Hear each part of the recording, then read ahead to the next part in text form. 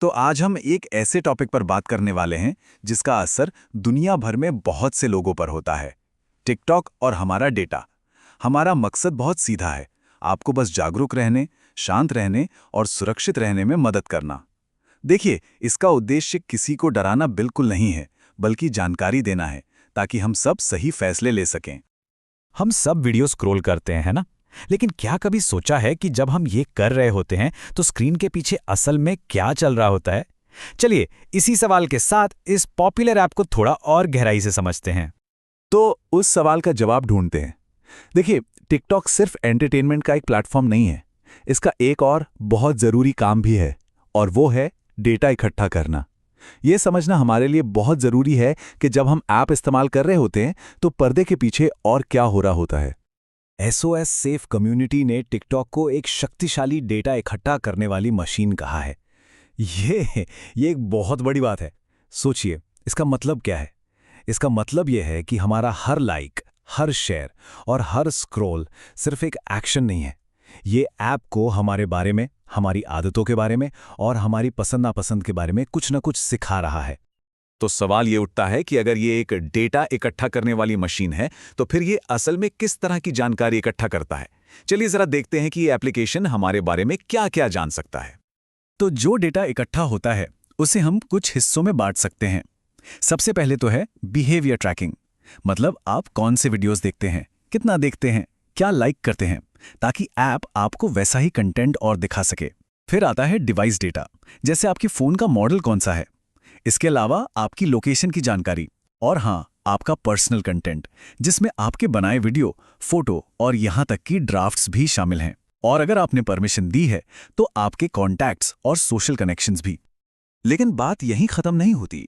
इसमें कुछ ऐसी चीजें भी शामिल हो सकती हैं जिनके बारे में शायद हमने सोचा भी ना हो, जैसे कि कीस्ट्रोक पैटर्न। जी हाँ, इसका मतलब है कि ऐप ये भी ट्रैक कर सकता है कि आप टाइप कैसे करते हैं, आपकी टाइपिंग की स्पीड और रिदम क्या है। अच्छा, तो ये होता कैसे है? ये होता है इन ऐप ब्राउज़र ट्रैकिंग के ज़रिए। सोचिए, जब आप टिकटॉक के अंदर कोई लिंक खोलते हैं, तो आप एक छोटे से ब्राउज़र का इस्तेमाल कर रहे होते हैं जो ऐप के अंदर ही है। 2022 की एक रिसर्च में ये बात सामने आई थी कि इस ब्राउज़र में ये क्षमता थी कि वो देख सके कि उस बाहरी वेबसाइट पर क्या टाइप किया जा रहा है। हालांकि कंपनी ने कहा था कि वो इस डेटा का गलत इस्तेमाल नहीं कर रहे थे, लेकिन सिर्फ इस क्षमता का होना, आप समझ सकते हैं कि ये प्राइवेसी को लेकर सवाल तो खड़ा करता ही है। तो अब आता है सबसे जरूरी सवाल, इस सारे डेटा का इस्तेमाल आखिर कैसे किया जा सकता है?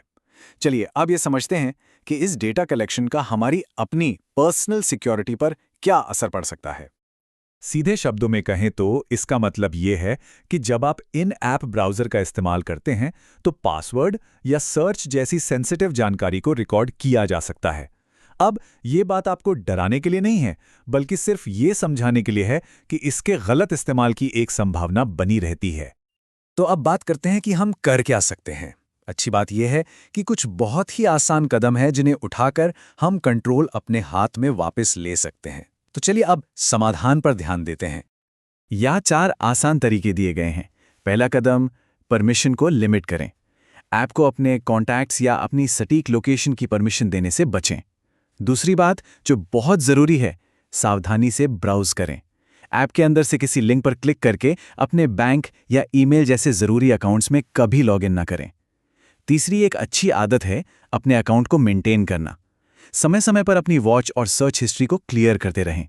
और चौथी और आखिरी बात, सोच समझकर पोस्ट करें। हमेशा याद रखें कि जो कंटेंट आप डिलीट कर देते हैं, वो भी शायद सर्वर पर स्टोर रह सकता है। तो मूल मंत्र क्या है? बस एक ही है, हमेशा रुकें, जांचें और फिर सुरक्षित रहें। ये एक बहुत ही सरल लेकिन बहुत असरदार आदत है जो ऑनलाइन दुनिया में हमारी बहुत मदद कर सकती है। आखिर में चलिए एक कदम पीछे हटते हैं और बड़ी तस्वीर को देखते हैं। देखिए, ये सिर्फ एक ऐप के बारे में नहीं है, ये इस बारे में है कि हम इस डिजिटल दुनिया से कैसे जुड़ते हैं और इसे कैसे समझते हैं। ये हमें एक बहुत गहरी बात की याद दिलाता है। एंगेजमेंट की इस दौड़ में आपका ध्यान और आपकी व्यक्तिगत जानकारी ही असली प्रोडक्ट हैं। ये एक ऐसा विचार है जो सच में हमारे ऑनलाइन एक्सपीरियंस को देखने का नजरिया बदल सकता है। देखिए, आज हमने जिस विषय पर बात की वो उन कई चुनौतियों में से एक है जिनका हम सब सामना करते हैं, याद रखिए, मकसद टेक्नोलॉजी से डरना नहीं है, बल्कि बस जानकारी रखकर सतर्क रहना है। जागरूकता ही सुरक्षा है। अगर हम सतर्क रहेंगे तो हम सुरक्षित रहेंगे। अपना ध्यान रखिए, सुरक्षित रहिए और इस जानकारी को अपने परिवार और दोस्तों के साथ भी जरूर शेयर कीजिए।